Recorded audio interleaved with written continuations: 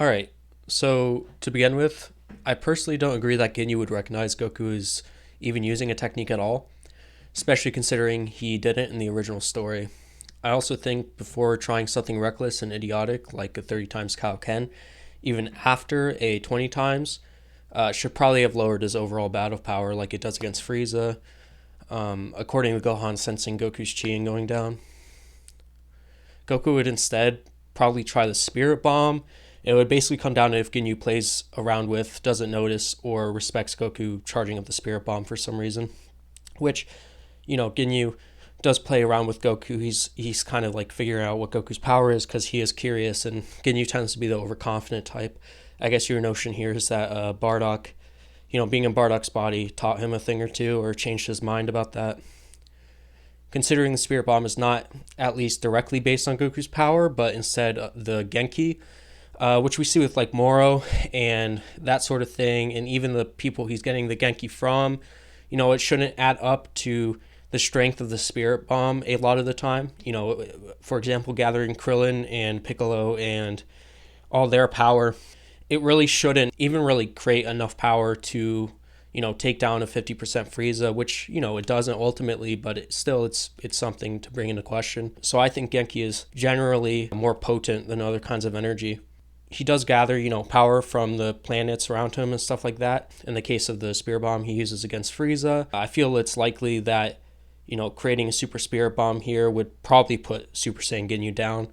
Especially in a YouTube short, you express that his battle power as a Super Saiyan would be around 10 million, which is still inferior to a 50% Frieza, which is slightly weaker than, Ginyu at his, or excuse me, 50% Frieza would be much stronger than Ginyu at his maximum. And it kind of seemed, to me, it seemed like Frieza was damaged by Goku's Spirit Bomb. I guess, you could say Frieza was just kind of off put because Frieza does say he's like, oh my god, Goku, you caused me pain. This is crazy.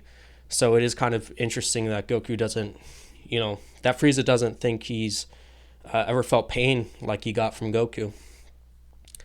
I think Goku basically before Goku would try something crazy because he in your video you have him doing progressing the Kaio-ken, and he at this point, it's likely that what you're going with is that I guess you can use the times 10 Kaio-ken comfortably, which I think is fair. But I would even argue that it's only after the healing chamber and after he gets his Zenkai boost that the times 10 Kaio-ken is easy for him to manipulate like that. Before we see him use, I believe it times 2 Kaio-ken against Ginyu, and that's about as far as he could take it. Comfortably. I mean, he's very comfortable doing that against Ginyu, but it seems more like a bluff to me than anything. And I mean, not to mention all that. I mean, you could say that like when Frieza was hit with the Super Spirit Bomb on Namek, that he was in a stronger state than his 50% power.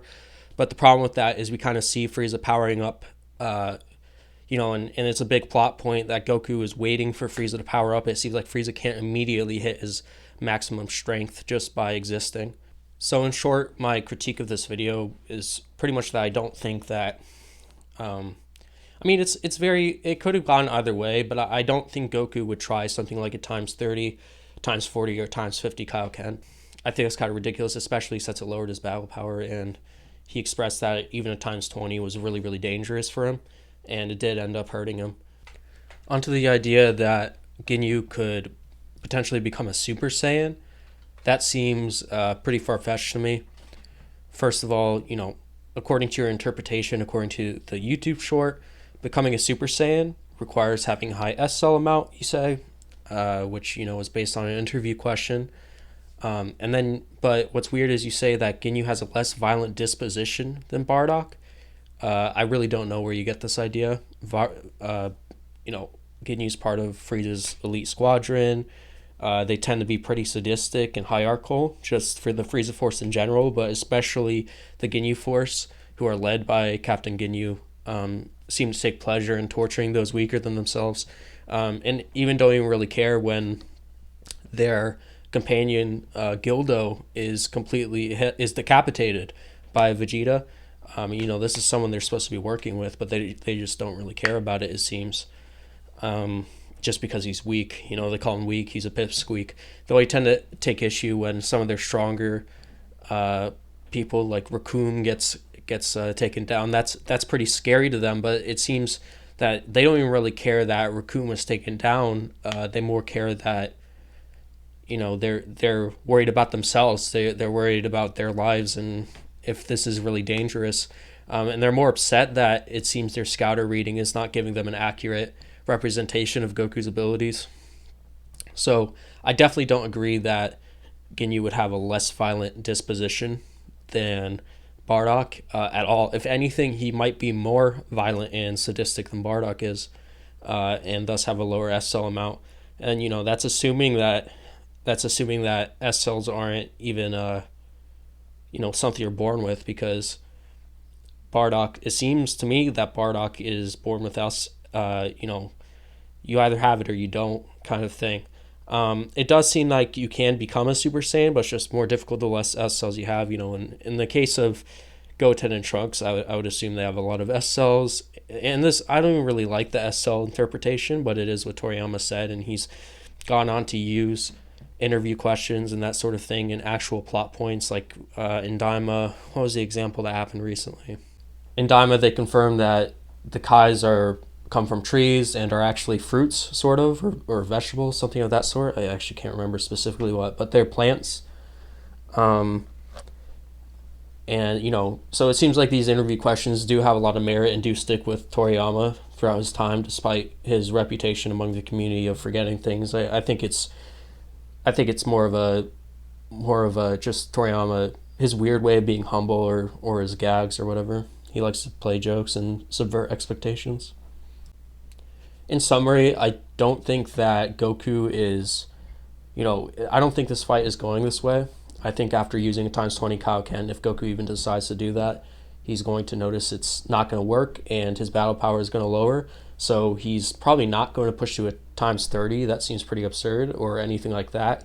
I think his more likely option would be to try to charge a Spirit Bomb and just bank on the idea that Ginyu's not going to interrupt him, kind of like what he did against Frieza pretty much. Even before the others were helping this was Goku's plan. He just was gambling that Frieza wouldn't stop him or wouldn't know what's going on, would continue to play around with him. It is true that Frieza's fighting style, though, is more sadistic and more, pushing buttons and stuff like that. But the Ginyu Force do like to pick on and bully their opponents a lot, especially because they're more often than not stronger than their opponents.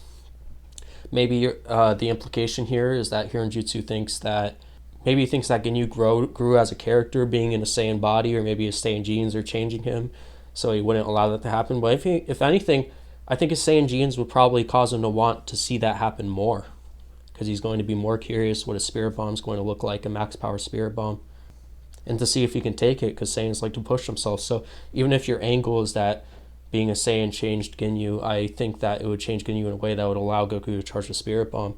I think Goku is probably winning this fight, edging it out, but it is a close fight.